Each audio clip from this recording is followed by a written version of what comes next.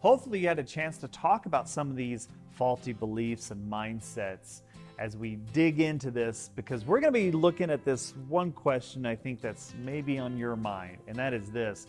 So Justin, where do faulty beliefs or mindsets come from?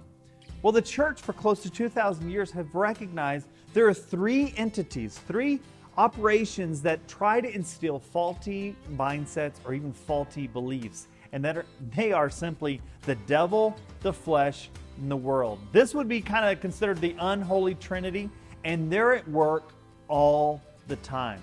I love what John Mark Comer said in his book. He talks about that the devil has these deceptive ideas that play to disordered desires, which is the flesh, that are normalized in a sinful society, which is the world. Let's talk about these deceptive ideas from the devil.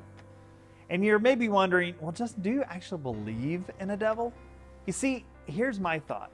Secular theories of evil simply don't add up to a valid explanation of human behavior.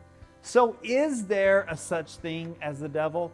I'm a pretty simple person, and I pretty much believe what Jesus believed because Jesus rose from the dead, and I kind of go with the guy who rose from the dead and died for my sins. So Jesus here believed that there was a devil. In fact, he explains what the devil's operation looks like as he's talking to a group of religious leaders in John chapter 8, verse 44. This is what he was saying as he was really using some strong language towards them. He said, "You belong to your father, the devil," which that would have hurt, right? "And you want to carry out your father's desires."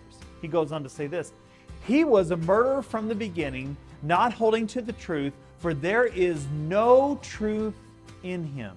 And when he lies, he speaks his native language, for he is a liar and the father of lies." So outside of what maybe you think of what the devil is all about and how he operates, and take away maybe your Hollywood picture, how does the devil operate? It's simply this.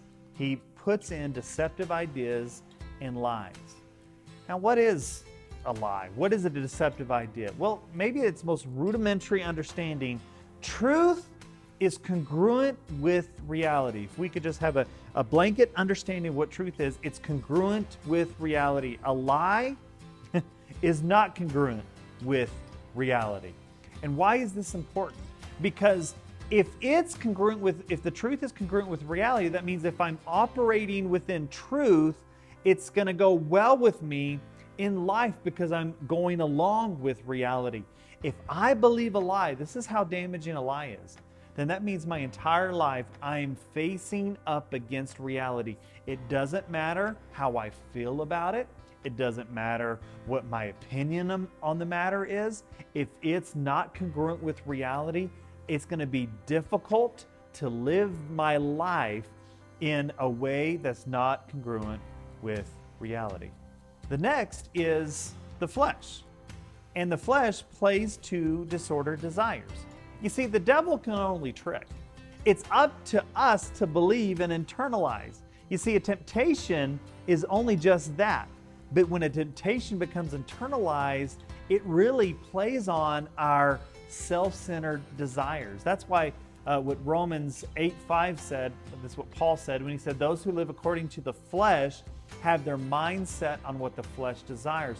But those who live in accordance with the Spirit have their mind set on what the Spirit desires." So he says, what do you have your mind set on, right? You have a disordered desire. We have this called the flesh. The flesh is that shallow, animalistic drive. But what is the Spirit? Well, the Spirit is that higher and deeper desire for love and goodness. And here is the amazing thing.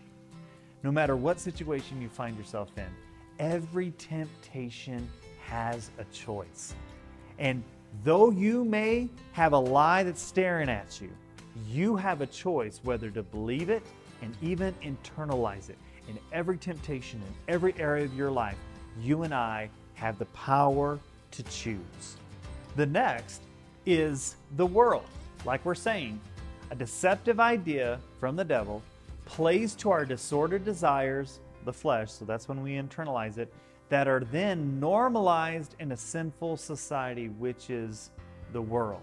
And you see, though we've been talking about the gospel, the world also has a gospel. And the gospel of the world kind of looks like this. The heart wants what it wants. This is what's preached to us through multiple media sources, right? Follow your heart. You do you. And this one is really damaging. Speak your truth, as in to say you have the power to define reality.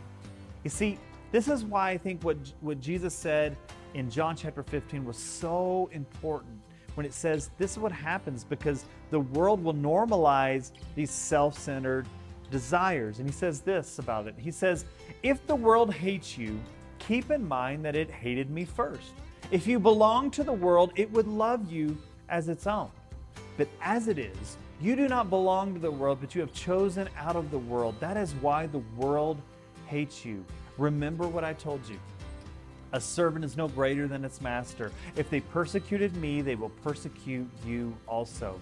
And if they obeyed my teachings, they will obey yours also. They will treat you this way because of my name, for they do not know the one who sent me. See, followers of Jesus need to understand this.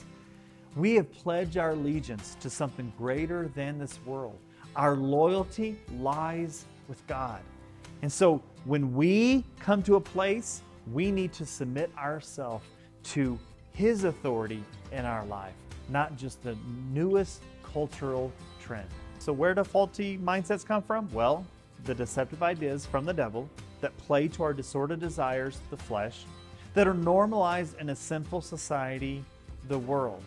And Peter, one of Jesus's closest followers, said this about for people like you and me that live in this world and that operate with these deceptive ideas and internalize all these deceptive desires. He says, this is how we're supposed to live.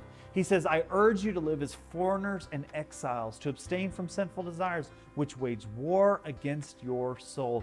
We are encouraged to live and operate differently than the world around us. So it requires us to have a different kind of mindset.